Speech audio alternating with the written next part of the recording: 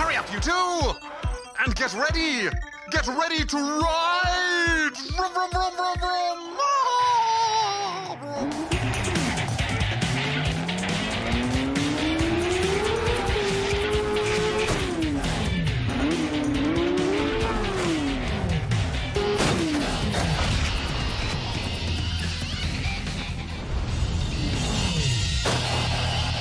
Ride comes from the makers of other major motorcycle games, such as the MotoGP and MXGP series. Yes, but unlike those games, this isn't attached to any official racing competition, and there's no real-life drivers to play as or real tournaments to compete in. And it's all street and track racing, so don't expect to be battling it through the mud or getting big air like you do in motocross. Affirmative. The main career, or World Tour, features sets of championships, split up broadly by the varying style and power of the bikes. You're free to attempt any of the races within them at any point, providing you have the right bike for the race. I thought it was a fairly basic career. You just sort of tick off races in a menu without much of a fanfare. But the bikes handle well, and there's a good range of assists you can turn on to make it as easy or as demanding as you want. One thing I noticed is that racing with a motorcycle requires a lot more precision than compared to racing with a car. Hesitate when you lean in, or try to correct mid-turn, and you're probably going to crash. At least there's a handy rewind you can use for those inevitable stuff-ups.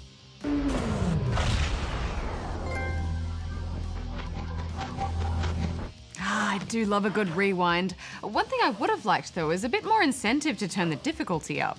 There's no bonuses applied for turning off rewinds or increasing the AI's difficulty. Well, the challenge is its own reward, Hex. I guess so, but it would have just been nice to have that extra incentive to really motivate you. I agree. One thing that really shines through in this game, though, is you can tell that it's made by people who are passionate about bikes. The motorbike models look great, and each championship is introduced with a little video that gushes about why that kind of bike is so amazing. Gradually, something marvelous starts to take shape.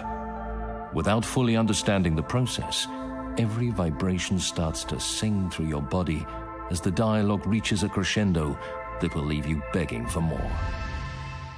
I think that announcer likes bikes a bit too much. Is there something wrong with loving a machine, Hex? Well, no, but only if they're as lovable as you, Darren. Oh, you make a good point. Nice save.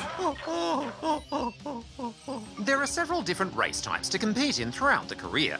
Most are straightforward races, but there are also drag races, time attacks, team races, overtake challenges, and head-to-head races, taking place on a mixture of real-world circuits and fictional street tracks. And I didn't think much of the drag races. All you do is accelerate and time your gear changes. It just doesn't seem like a real test of skill. It's just about who has the faster bike. I didn't mind those, actually. They're one of the few times I felt like it was worth going into all the extra bike settings and playing with things like gear ratios and suspension to try and squeeze out a little bit more speed. Oh, well, I never touched that stuff, but it is nice that it's there for those who want to get seriously technical. And likewise, there's an impressive amount of upgrades you can buy for your bikes. Although I would have liked if there was a quick upgrade option so you can just quickly max out your bike for whatever event you want. My biggest complaint has to be those load times. According to my measurements, races take over a minute to load on average. And halfway through the load screen, they ask you to press X to confirm the bike you've already confirmed. It's a completely redundant request. Yeah, that was weird. It doesn't give you the option to change or not confirm it, so why is it there? Redundant code! Redundant code! All right, settle down, sunshine. There's also multiplayer, of course, and it's great to see they've included split-screen play. Sadly, the online community seems a bit non-existent, though. We only managed to find one lobby, and that just had one person in it, so there was never enough players to start a race. Well, this is only launched here in Australia and in Europe, so unless you're playing at a suitable time to play with the Europeans, you might struggle to find a match. Ah, that could explain it. Still, we should wrap this up. Final thoughts? Well, this game does have its flaws, but there aren't many motorbike games around, and it's a fairly competent sim with loads of bikes and plenty of upgrades, so I'm going to give it 3 out of 5 stars. Yeah, I thought it was solid, but a little bit uninspiring. Still, if bikes are your thing, then right on. I'm giving it 2.5 out of 5 stars.